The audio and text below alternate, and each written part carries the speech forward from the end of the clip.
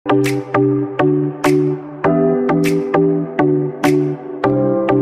Capital topic चल रहा था, तो आपको क्वेश्चन करना है। पहले उसमें यूनिट्स दी हुई है, यूनिट्स थी वो 1,80,000 यूनिट्स है क्वेश्चन में। तो यूनिट्स तो आपको लेना है 1,80,000। स्टॉक ऑफ रॉ मटेरियल जो कैलकुलेट करना है वो 2 महीने का कैलकुलेट करना है। Stock of raw material 2 month, मतलब कच्चा माल 2 महीने का रखना है। प्रोसेसिंग पीरियड 1 मंथ का है, मतलब WIP में 1 मंथ रहेगा तो 1 महीने का आपको WIP कैलकुलेट करना पड़ेगा। प्रक्रिया में स्टॉक 1 महीने रहेगा तो 1 महीने का कैलकुलेशन करेंगे। फिनिश गुड्स है ना, निर्मित माल, निर्मित माल आप लोगों को 3 महीने का कैलकुलेट करना है। और credit allowed to customer, customer को आपने क्रेडिट अलाउड किया, मतलब ये डेटर है और डेटर 3 महीने के कैलकुलेट करने हैं आप लोगों को।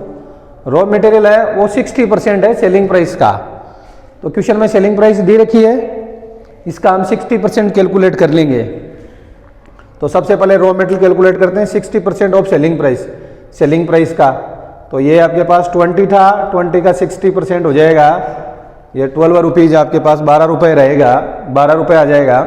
तो ये जब कैलकुलेशन करेंगे तब काम आएगा। लेबर कॉस्ट है वो 10% है, वो भी किसका है, सेलिंग प्राइस का। तो सेलिंग प्राइस तो आपको 20 था, उसका 10% कैलकुलेट करना है तो 2 आ जाएगा। तो लेबर कॉस्ट भी 2 रहेगा। ओवरहेड है वो 20% है सेलिंग प्राइस का, तो सेलिंग प्राइस आपको दे रखा है 20 का 20% आ जाएगा, ये 4 आ गया। तो मटेरियल रहेगा वो 12 रुपये रहेगा, 12 रुपये आपके पास 12 रुपये। लेबर कॉस्ट 2 रुपये रहेगी और ओवरहेड रहेगा वो 4 रुपये से रहेगा। सेलिंग प्राइस इसमें लेनी नहीं है आप लोगों को, तो सेलिंग प्राइस अलग से रहेगी।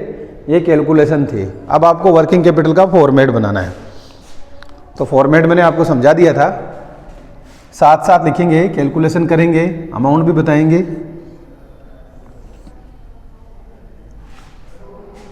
एक पर्टिकुलर का एक अमाउंट का कॉलम बन जाएगा।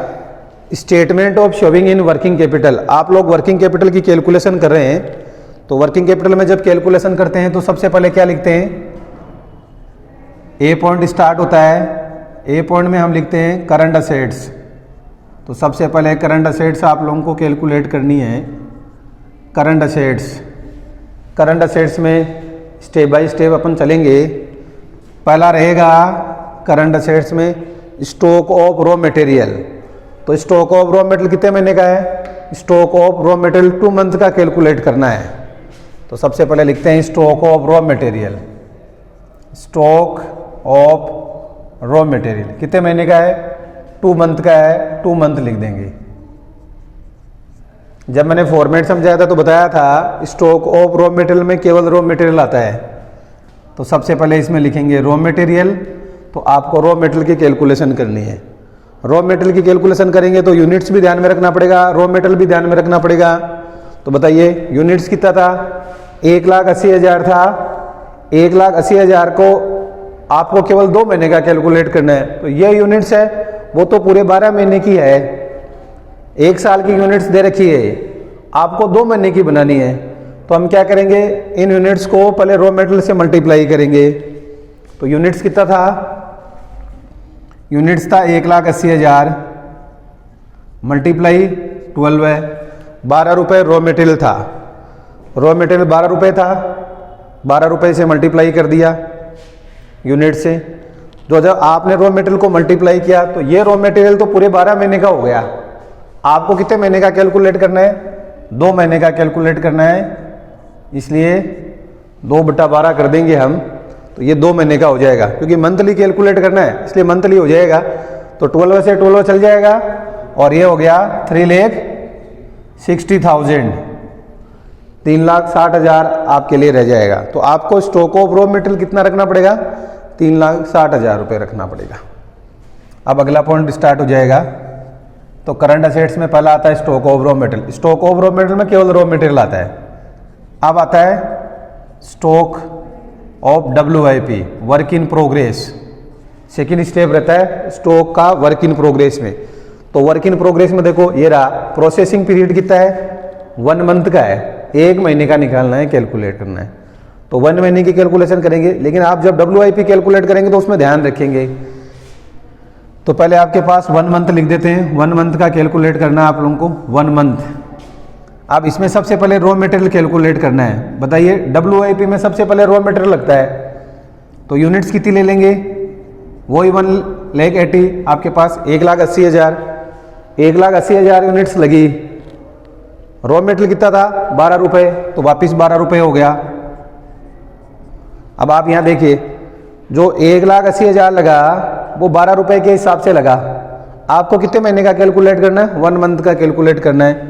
तो 1 मंथ का कैलकुलेट कर देंगे तो 12 से 12 चल जाएगा, कितना आ जाएगा? 1,80,000 आ जाएगा। 1,00,000 आपके पास 80,000 रहेगा पूरा का पूरा कैलकुलेशन। तो थोड़ा बड़ा बना देते हैं, अमाउंट वाला कॉलम थोड़ा आगे ले लेते हैं। तो ये था 3,60,000 का, और ये 1,80,000 अंदर भी लिखा है अपन ने पहले। अब अपन इसमें लेबर कैलकुलेट करेंगे, लेबर कॉस्ट। लेबर कॉस्ट तो प्रोसेसिंग में लेबर भी लगता है, तो लेबर भी 1 मंथ का ही कैलकुलेट करना है। तो लेबर कॉस्ट बताइए यूनिट्स कितनी थी? 1,80,000 था। अब हम लेबर कैलकुलेट कर रहे हैं, तो लेबर देखिए, लेबर था 2 रुपये था, तो 2 से मल्टीप्लाई कर देंगे। तो जो ये लेबर आया ये तो टोटल लेबर हो गया। आपको कितने महीने का कैलकुलेट करना है? 1 मंथ का, तो 1 मंथ का कैलकुलेट कर देंगे। तो 1,80,000 था, 2 से मल्टीप्लाई हुआ, 1 मंथ का कैलकुलेट करना, 1 मंथ का कैलकुलेट हो गया। लेकिन आप जब लेबर कॉस्ट कैलकुलेट कर रहे हैं तो आपको ध्यान रखना होगा कि इसको 50% करना होगा। 50% क्यों करेंगे? जब क्वेश्चन वर्किंग कैपिटल का होता है तो वर्किंग कैपिटल ये मानती है कि WIP में लेबर पूरा कंप्लीट नहीं लगा 100%, इसलिए 50% ही लेना होता है। एक क्वेश्चन के हिसाब से है, तो हमने इसका 50% कर दिया। कितना आया? ये लगभग आपके पास 15,000 रुपये आएगा। ये भी आपको ध्यान में रखना। अब आप इसमें ओवरहेड कैलकुलेट करेंगे। यूनिट्स में ओवरहेड वही आएगी। यूनिट्स कितनी लेंगे? 1,80,000। यूनिट्स आपकी 1,80,000 लगी। ओवरहेड क्वेश्चन में दिया हुआ है, तो पहले ओवरहेड से मल्टीप्लाई करेंगे। ओवरहेड कितना था? 4 रुपये था, तो 4 रुपये से हमने मल्टीप्लाई कर दिया।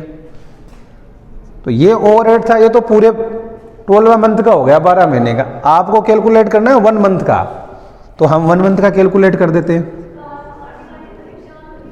और 1 मंथ का भी क्या कर देंगे?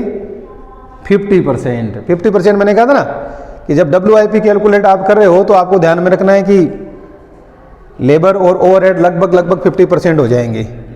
तो ये 30,000 हो गया, 30,000।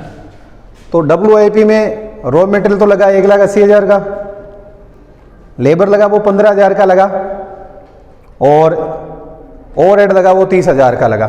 तो सबको टोटल कर देंगे तो 2,25,000, 2,25,000 हो जाएगा। तो ये स्टॉक ऑफ WIP भी कैलकुलेट हो गया। तो पहले stock of raw material, stock of WIP। Third point रहेगा, वो रहेगा stock of finish goods.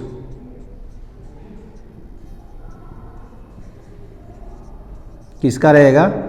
Stock of finish goods का रहेगा। अब क्वेश्चन में देखना है स्टॉक ऑफ फिनिश गुड्स। देखो स्टॉक ऑफ फिनिश गुड्स भी कितने महीने का है? 3 मंथ का है। तो 3 मंथ का कैलकुलेट कर देंगे हम। 3 मंथ जो फिनिश गुड्स होगा उसमें भी आपको ध्यान में रखना पड़ेगा। पहले उसमें रॉ मटेरियल आएगा, फिर लेबर आएगा, फिर ओवरहेड आएगा। तो पहले कैलकुलेट करेंगे इसमें रॉ मटेरियल। तो फिनिश गुड्स में किसका नंबर आया? रॉ मटेरियल का। तो रॉ मटेरियल में यूनिट्स कितनी थी? वही सेम 1,80,000 यूनिट्स थी। रॉ मटेरियल कितने रुपए था? 12 रुपये दे रखा है अगले ने आपको। कितने महीने का कैलकुलेट करना है? 3 मंथ का कैलकुलेट करना है। तो 3 से तो मल्टीप्लाई कर देंगे, 12 से डिवाइड कर देंगे। 12 से 12 चला गया, क्या आ गया? 5,40,000, 5,40,000 आ गया। तो 5,40,000 हो जाएगा। अब स्टॉक ऑफ फिनिश गुड्स में लेबर भी लगता है, तो आएगा लेबर का चार्ज। लेबर में यूनिट्स वही लेने, यूनिट्स 1,80,000। अब लेबर की है तो लेबर कॉस्ट आ जाएगी, तो लेबर कॉस्ट कितने रुपए थी, 2 रुपए के हिसाब से लेबर कॉस्ट दे रखा है, तो लेबर कॉस्ट आपको 2 रुपए लेनी है। अब कितने महीने का कैलकुलेट करना है, 3 महीने का कैलकुलेट करना है, तो आप 3 मंथ का कैलकुलेट कर दीजिए। यहां से 3 मंथ का पता चलता है, 3 मंथ का हो जाएगा, आ जाएगा 90,000। तो ये 90,000 आप लोगों के लिए हो जाएगा। अब आपको कैलकुलेट करना है इसमें भी ओवरहेड, क्योंकि फिनिश गुड्स में ओवरहेड भी लगता है। यहाँ 50% नहीं करना, 50% केवल WIP में होता है। तो यूनिट्स कितनी ले ली, 1,80,000। यहाँ कैलकुलेशन करनी है आप लोगों को ओवरहेड की। ओवरहेड 4 रुपया था, तो 4 से मल्टीप्लाई कर दिया। कितने मंथ का कैलकुलेट करना है, 3 मंथ का, तो ये 12 से 12 चला गया, तो कितना आ जाएगा 1,80,000 आपके पास, 1,80,000, 1,80,000 आपके पास हो जाएगा। टोटल कर दीजिएगा और बाहर लिख दीजिएगा। 5,40,000 ये था, 90,000 का ये हो गया, और 1,80,000 का, लगभग 8,10,000 आपका कैलकुलेशन आ जाएगा। तो ये आपका स्टॉक ऑफ फिनिश गुड्स हो गया। तो ये था WIP, ये फिनिश गुड्स, ये stock of raw material. 4th number आपके पास रह जाएगा। स्टार्ट करेंगे हम आगे फॉर्मेट, और फॉर्मेट में अपन 4 नंबर पर जाएंगे। तो 4 नंबर पर आता है सन्ड्री डेटर, सन्ड्री डेटर्स। अब डेटर कितने महीने के हैं वो भी आपको ध्यान में रखने। ये रहा debtor, credit allow to customer 3 month, 3 month का रहेगा, तो ये भी 3 मंथ का ही डेटर निकालना है। अब आप देखिए, अगर डेटर 3 मंथ का कैलकुलेट करना है, फिनिश गुड्स भी कितने महीने का था, 3 मंथ का था, तो सेम कॉपी हो जाएगा। ये कैलकुलेशन सेम चलेगी, क्योंकि 3 मंथ का फिनिश गुड्स था, 3 मंथ का ही डेटर है। तो पहले रॉ मटेरियल यही आ जाएगा, तो सीधा लिख देता हूं मैं रॉ मटेरियल। रॉ मटेरियल आपको पता है सेम आपके पास 3 मंथ का है, तो ये कैलकुलेशन आप लिख लीजिएगा। तो ये 5,40,000 अंदर की तरफ लिख देते हैं, 5,40,000 सेम था। लेबर कॉस्ट 90,000 का हो जाएगा, लेबर कॉस्ट 90,000 हो जाएगा, और ओवरहेड आपका 1,80,000 हो जाएगा। टोटल सेम आ जाएगा 8,10,000। अब 5 नंबर पॉइंट जो मैंने लिखवाया था वो आपको मैंने बताया था एडवांस पेमेंट। कौन सा पेमेंट, एडवांस पेमेंट। क्वेश्चन में एडवांस पेमेंट कहीं भी नहीं है, अगर होता तो लिख देते, वरना तो नील आ जाएगा। तो एडवांस पेमेंट नील हो गया। 6 नंबर जो रहेगा वो रहेगा कैश बैलेंस।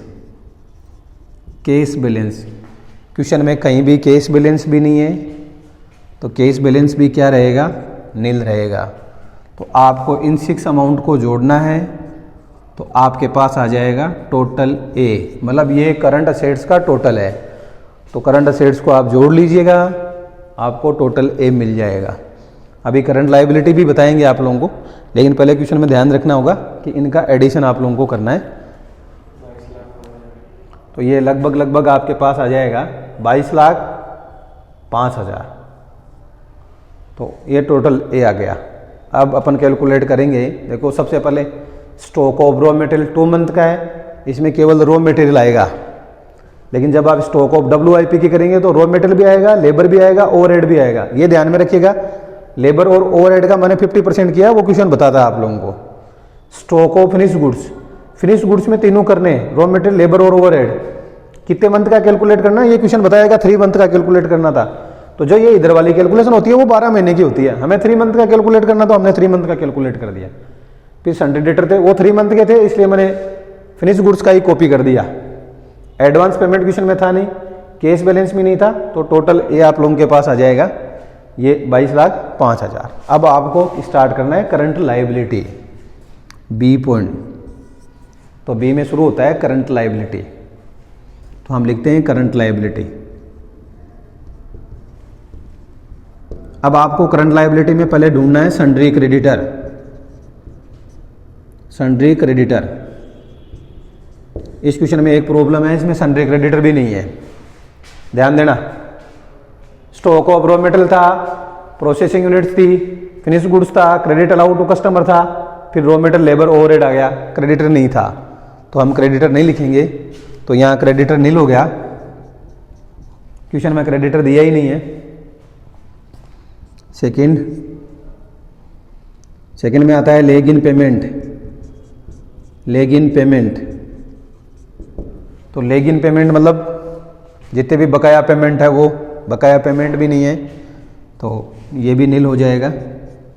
इसका मतलब करंट लायबिलिटी क्वेश्चन में नहीं था, तो टोटल बी हो गया नील, कुछ भी नहीं है। अब टोटल ए दिया हुआ है, टोटल बी कुछ है नहीं, तो यही अमाउंट आपका आंसर हो जाएगा। तो वर्किंग कैपिटल कैसे आएगा? Working capital a minus b, a में से बी घटा दीजिएगा, बी तो कुछ है ही नहीं, इसलिए ए का जो आंसर आया वो आ गया 22,05,000। ये आपका वर्किंग कैपिटल हो गया। तो आप वर्किंग कैपिटल कैलकुलेट कर लेंगे और वर्किंग कैपिटल आपका कैलकुलेट हो जाएगा 22,05,000। अगर क्रेडिटर होता, जैसे मान लो 1 महीने का होता, 2 महीने का होता, तो हम यहाँ क्रेडिटर कर देते, 1 मंथ का 2 मंथ का आ जाता, लेकिन पेमेंट कर देते, अपना कैलकुलेशन पूरा हो जाता। इसमें प्रोविजन फॉर कंटीजेंसी भी नहीं है, क्रेडिटर भी नहीं है, लेकिन पेमेंट भी नहीं है। तो ये आप लोगों का क्वेश्चन हो गया। अब अपना अगला क्वेश्चन करेंगे, तब तक आप उतार लीजिएगा।